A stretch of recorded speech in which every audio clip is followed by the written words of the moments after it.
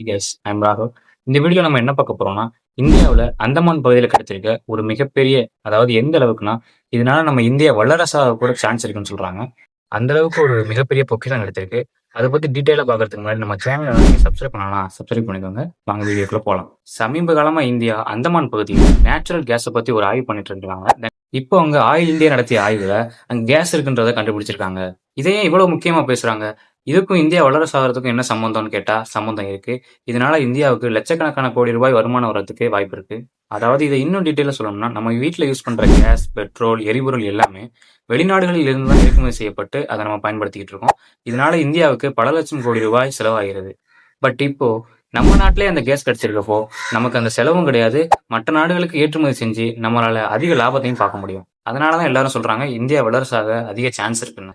இத பத்தி நீங்க என்ன நினைக்கிறீங்கன்றத கமெண்ட்ல சொல்லுங்க. மேலும் இது போன்ற தகவல்களுக்கு சேனலை சப்ஸ்கிரைப் பண்ணிக்கோங்க. Thank you.